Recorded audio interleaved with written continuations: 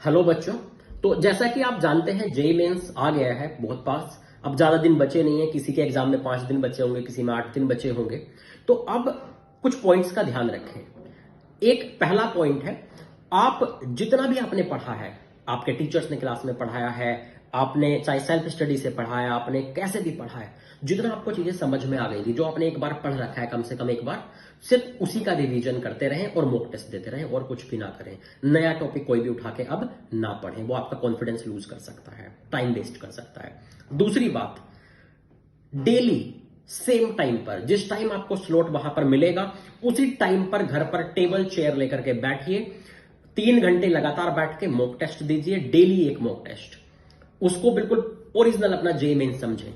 और जेईई में उसके बाद में आप 3 घंटे बाद सोचिए कि आपको यहां 3 घंटे बैठने में क्या क्या परेशानी आई, क्या आपका और परफॉर्मेंस कैसे बेटर हो सकता था, आपको क्या करना चाहिए, आपको वो उन चीजों को आप उस एग्जाम के बाद रेक्टिफाई करें। हर दिन उस पेपर के बाद रेक्टिफाई करें, ठीक है। सीखने के मोड से दें उस पेपर को।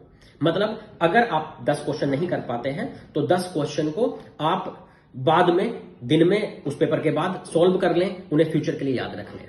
नेक्स्ट, आप अब बैलेंस्ड डाइट लें और सफिशिएंट नींद लें, क्योंकि ऐसा देखा गया है लास्ट टाइम में बच्चे पढ़ाई पे ज्यादा फोकस करने के चक्कर में कहीं नींद कम लेते हैं, कभी खाना कुछ उल्टा सीधा खा लेते हैं, तो डाइजेशन की दिक्कत आती है, फूड पॉइजनिंग की दिक्कत आती है। तो इस टाइम पर हमें हमारी बॉडी में ऑक्सीजन सफिशिएंट मात्रा में होनी चाहिए, ताकि हम एक पॉजिटिव एनर्जी के साथ जाकर के पेपर दे सकें।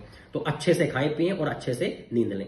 नेक्स्ट पॉइंट है हमारे पास कि एग्जाम से पहले, जब आप एग्जाम में पहुंच जाएं, थोड़ा टाइम से पहले पहुंचें, लेकिन हमेशा एग्जाम सेंटर में जब तक एंट्री ना हो बाहर एक कोने में बैठ जाएं।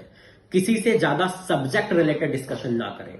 मेरा मतलब है, हो सकता है कोई आपको कोई दोस्त, कोई दूर का रिलेटिव या कोई भी अगर जानने पहचानने वाला या अनजान व्यक्ति वहां मिलता है, वो आपसे जब सब्जेक्ट की बातें करेगा तो हो सकता है वो कुछ ऐसी बात आपको बोल दे जो आपने नहीं की है। मान लीजिए उसने बोल दिया कि मैंने सारे सब्जेक्ट का 5 बार रिवीजन किया है, लेकिन आपने नहीं किया होगा, आपका कॉन्फिडेंस लूज हो जाएगा।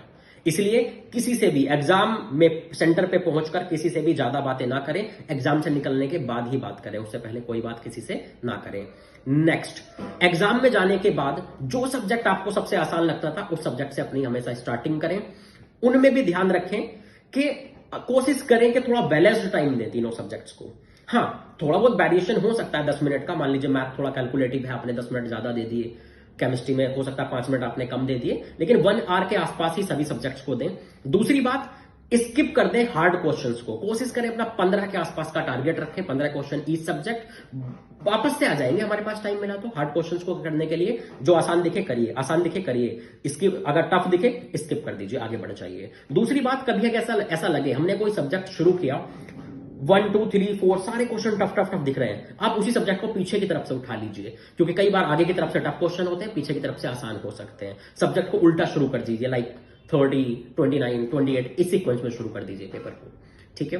नेक्स्ट, आप ऐसा करें, इतना ज्यादा आसान चुनकर क्वेश्चन को करें कि आप पूरा पेपर गोन थ्रू कर लें। कहीं ऐसा ना हो कि आप पेपर के लास्ट तक पहुंच ही ना पाए। इसलिए मैं पहले बोल चुका हूं, टफ क्वेश्चन को से दूर रहें। नेक्स्ट, लास्ट बात, होई ही बही जो राम रची राखा, कोकर तरक बढ़ा आपा। मतलब फाइनली जो जैसा आपने पूरे साल पढ़ा है, जैसे आपने अभी तक काम किए हैं, उसी हिसाब से आपका रिजल्ट आएगा। आप ज्यादा एग्जाम को लेकर के टेंशन ना लें, आपकी किस्मत में जो है वो आपके कर्मों के हिसाब से लिख दिया गया होगा। इसका हमेशा ध्यान रखें। मतलब बिना टेंशन के अब अपना काम करें, फोकस एग्जाम पे करें, टेंशन में ना करें, वरना आधा दिमाग टेंशन में लगा रहेगा, ठीक है। इसी के साथ थैंक यू।